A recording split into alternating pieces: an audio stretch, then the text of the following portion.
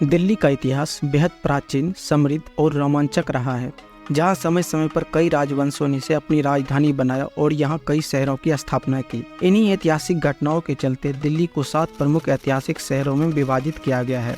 प्रत्येक शहर का अपना अलग महत्व, संस्कृति और इतिहास है, जो दिल्ली की विविधता और शौर्य को दर्शाता है। दिल्ली के ये 7 शहर सिर्फ पत्थरों से बनी इमारतें नहीं, बल्कि समय के साथ बहती वो कहानियां हैं जो आज भी इसके हर कोने में बसी हुई है। तो चलिए जानते हैं इन 7 पुराने शहरों के बारे में। दिल्ली की शुरुआत आज से हजारों साल पहले महाभारत काल में हुआ। इसे हस्तिनापुर के राजा धृतराष्ट्र ने पांडवों को राजधानी बनाने के लिए दिया था। इस जगह का नाम खांडवप्रस्थ था, जो कि एक बंजर भूमि थी जो चारों ओर से घने जंगल से घिरा हुआ था। पांडवों ने इस जंगल को काटकर एक नगर बसाया, जिसका नाम इंद्रप्रस्थ रखा।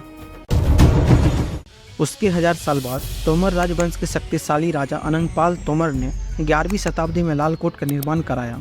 यह किला तोमर वंश की राजधानी के रूप में उभरा और राजनीतिक दृष्टि से भी अत्यधिक महत्वपूर्ण था, क्योंकि यह बाहरी आक्रमणों से शहर की रक्षा करता था। इसे दिल्ली का सबसे प्राचीन और पहला किला माना जाता है, जो अपने समय में सुरक्षा और शक्ति का प्रतीक था। यह किला अरावली की पहाड़ी पर लाल बलुआ पत्थर से बनाया गया था, जिसके कारण इसका नाम लाल कोट पड़ा। इसकी मजबूत और विशाल दीवारें और सुरक्षा के लिए बनाए गए टावर इसे अवैध बनाते थे। यह किला न केवल सैन्य दृष्टि से महत्वपूर्ण था, बल्कि दिल्ली के इतिहास में भी इसका विशेष स्थान है।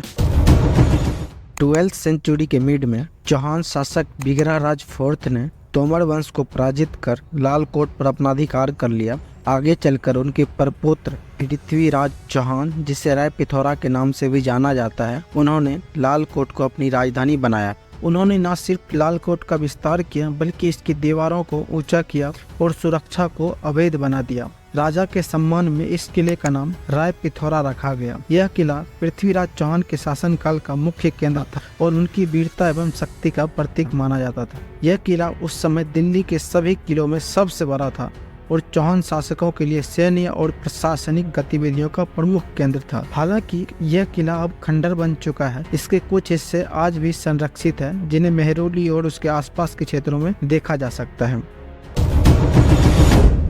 सीरी शहर का निर्माण लगभग 1303 के आसपास अलाउद्दीन खिलजी द्वारा कराया गया था।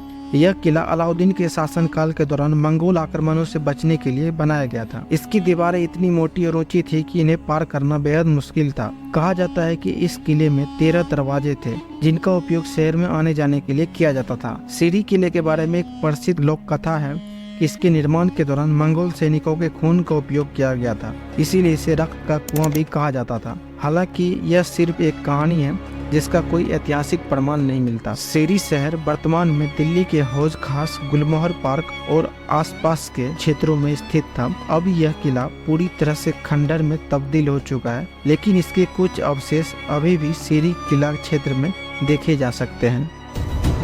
तुगलकाबाद शहर और किले का निर्माण 1321 से 1325 के बीच गयासुद्दीन तुगलक द्वारा किया गया था। गयासुद्दीन ने अपने शासनकाल के दौरान यह विशाल किला बनवाया, क्योंकि उन्हें लगा कि एक ऐसा अवैध किला होना चाहिए जो बाहरी आक्रमणों से सुरक्षा प्रदान कर सके। इस किले की मजबूत दीवार और इसकी संरचना इसे बेहद खास बनाती थी। कहा जाता है कि किले में 13 विशाल दरवाजे थे, जिनका उपयोग किले में आने जाने के लिए किया जाता था। इनमें से कुछ दरवाजे आज भी बेहतर स्थिति में मौजूद है। गयासुद्दीन की मृत्यु के बाद उनके बेटे मोहम्मद बिन तुगलक ने एक नया शहर बसाया और तब से यह किला वीरान हो गया। आज तुगलकाबाद का यह खंडर दिल्ली के बदरपुर बॉर्डर के पास स्थित है, जो कभी एक विशाल किला और शहर हुआ करता था, आज वह एक खंडर है।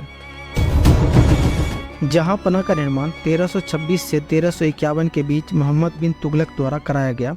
उनका उद्देश्य तुगलकाबाद और सीरी के बीच के क्षेत्र को इकट्ठा कर एक नया संगठित शहर बसाना था। साथ ही उन्होंने मंगोल आक्रमणों से सुरक्षा के लिए एक शक्तिशाली किले का निर्माण करवाया। जहांपना का अर्थ है दुनिया की शरण, जो इस शहर के नाम को पूरी तरह सार्थक बनाता था। हालांकि जहांपना अपनी भव्यता के बावजूद बहुत लंबे समय तक टिक नहीं सका। इसके कुछ अवशेष आज भी दिल्ली के मध्य भाग के इलाकों में देखे जा सकते हैं।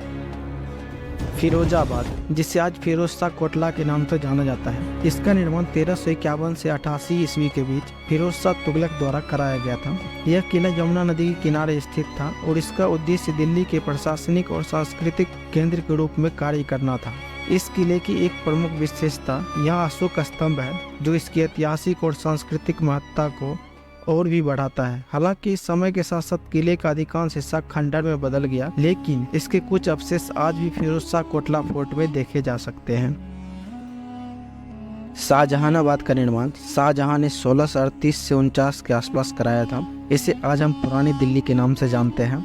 यही है प्रमुख और ऐतिहासिक लाल किला, जिसे यमुना नदी के किनारे बनाया गया था। यह शहर शाहजहां की भव्यता और वास्तुकला का उत्कृष्ट उदाहरण है। इस शहर की एक और खासियत इसका मशहूर बाजार चांदनी चौक है, जो शाहजहां के समय से ही व्यापार और सांस्कृतिक गतिविधियों का केंद्र रहा है। आज भी चांदनी चौक और इसके आसपास के बाजार अपनी ऐतिहासिक पहचान बनाए हुए हैं। शाहजहानाबाद आज भी दिल्ली के सबसे महत्वपूर्ण ऐतिहासिक स्थलों में गिना जाता है और एक जीवित शहर के रूप में सुरक्षित है।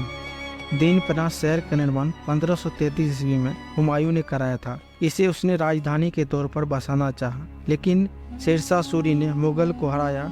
उसके बाद दीन पनाह को तबाह कर यहाँ एक नया शहर बसाया, जिसका नाम शेरशाही रखा और इसके ऊपर एक बड़ा सा किला बनाया, जिसे आज हम पुराना किला के नाम से जानते हैं, जिसके अधिकांश हिस्से खंडर बनकर टूट चुके हैं, लेकिन इसके अभी भी कुछ हिस्से संरक्षित है, जिसे दिल्ली के पुराना किला इलाके में देखा जा सकता है।